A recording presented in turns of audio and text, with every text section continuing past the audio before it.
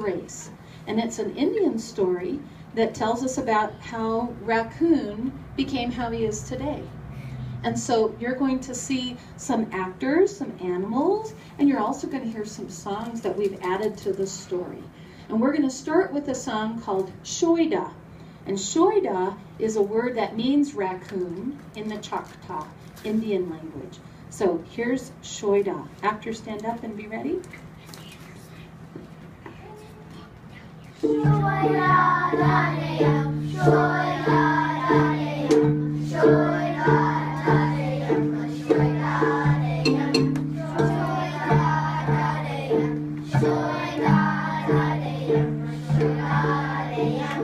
Long ago, Raccoon does not look the way he does today. Back then, Asban the raccoon had very long legs and was a fast runner. In fact, he was the fastest of all the animals. Because of this, he liked nothing better than to challenge the other animals to a race. With his long legs, he would always win. He would race bear. Zip, zip, he would beat bear. He would race fox. Zip, zip, he would beat fox. He would race rabbit. Zip, zip, he would beat rabbit. Asban the raccoon also liked to taunt the other animals. While racing, he would turn his head back to look at his competitor and he would sing, Hee, hee, hee, look at me. I am Asban, I am fast. Look at you, ho, ho, ho. You are very, very slow. As you might imagine, this didn't please us other animals. After a while, none of us would accept Asban's challenges. In fact, we even refused to speak to him because he was always trying to taunt us into racing again. He and go away. When you taunt us, we won't play. It doesn't matter who loses or wins. Nah, nah, boo, boo, we won't play with you. This didn't stop him. He began to play tricks on other animals. He would hide in a tree, and when we walked by, he would jump down and frighten us. Shoy da da dum, shoy da da dum, shoy da da dum, shoy da dum, shoy da da dum, shoy da da dum, shoy da dum.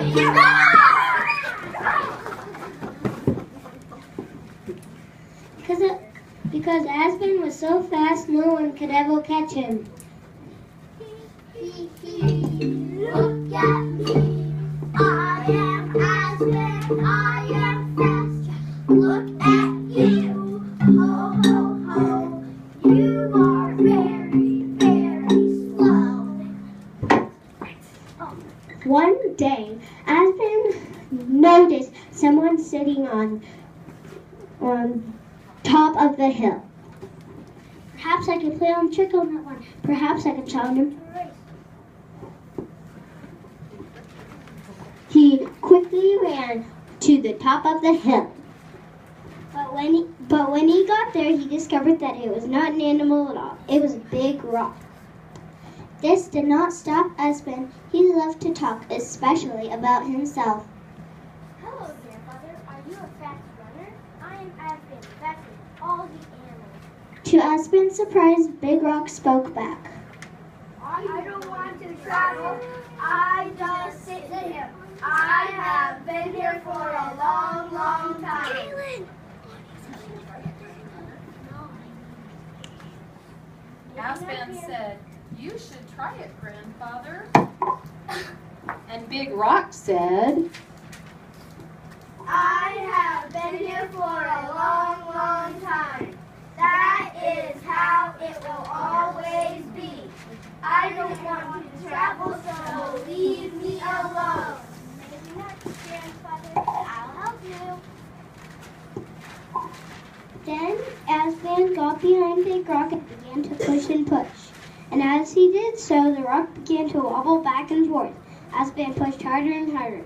The rock fell over on its side and began to roll. It rolled down that hill.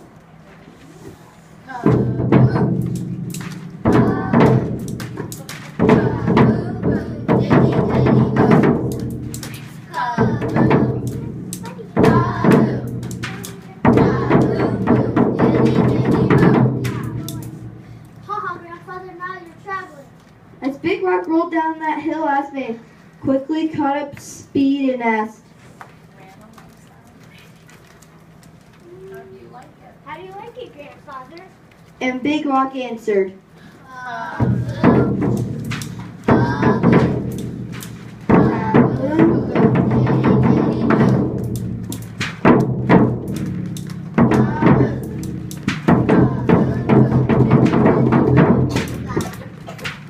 well, as that rock rolled down that hill and naturally began to pick up speed, Aspen thought, Yippee, this rock is trying to challenge me to a race.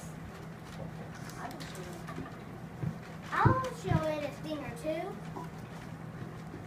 Running as fast as he could, Aspen the raccoon flew past the rock that was rolling down the hill. Kaboom! Kaboom!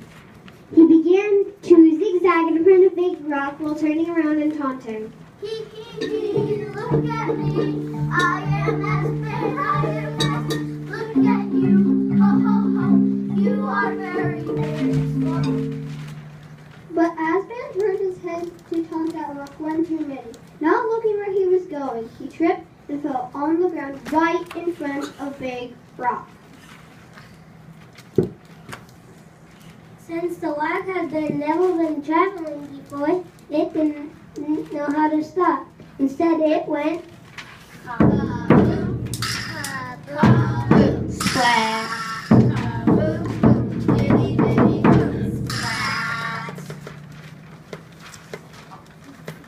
On and on the rock traveled, enjoying itself quite a bit, and there lay Aspen the raccoon, rolled so flat and wide by the rock that he could not move his arms or legs or even his head.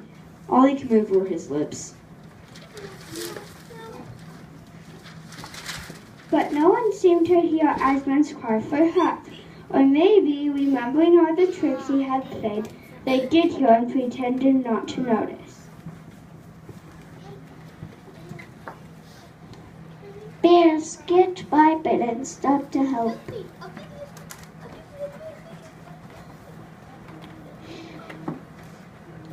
Fox taunted by but didn't stop to help.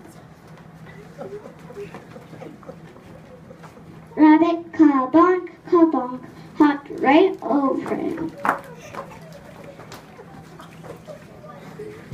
Appeared not even to notice, didn't stop to help.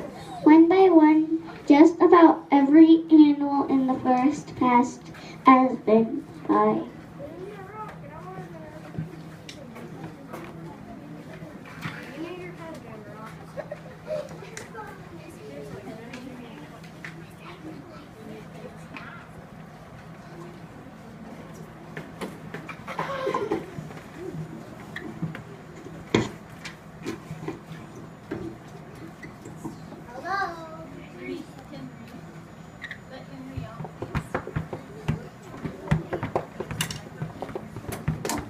Aspen began to think he would be lying there forever. Then, toward the end of the day, two of the smallest creatures walked by, two of the ants. Walking right on top of him, he looked down at Aspen's flattened out face and asked, How can I help you? Everyone says that we ants are good for nothing. Where's your audience? How Why don't you can I guys go on the other side? Say it again. How can I help you? Everyone says that we ants are good for nothing. We are ants. We are small. No respect for us at all. We work hard and we are true. We could be a friend to you. Aspen had hoped for someone a little bigger than an ant, but he looked up and said, Oh. Oh.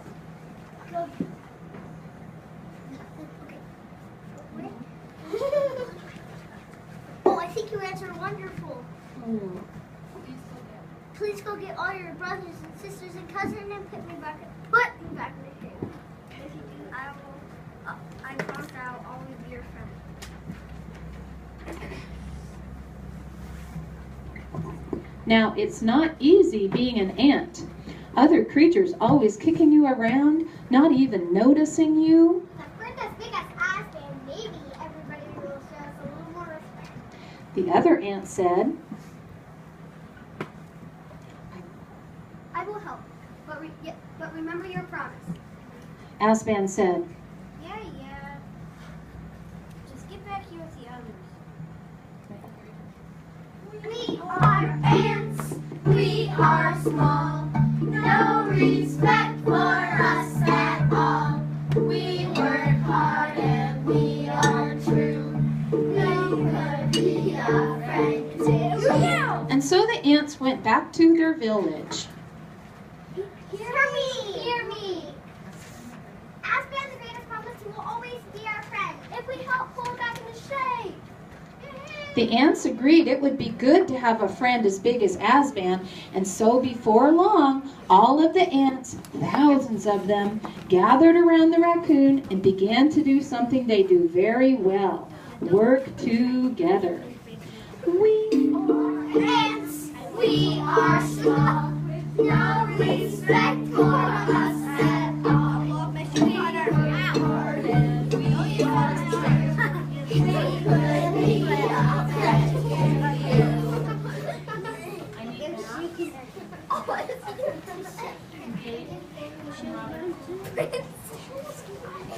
Those ants pulled and pushed and pulled and pushed. They began putting Asban back into shape.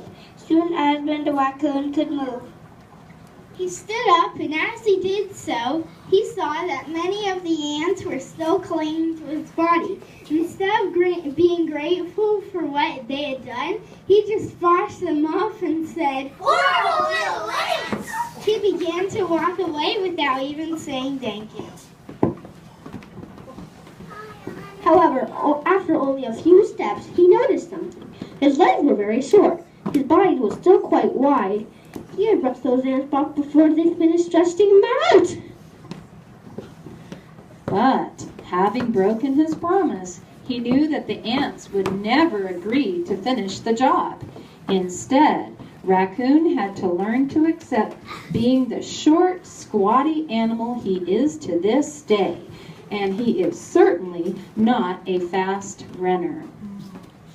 Soy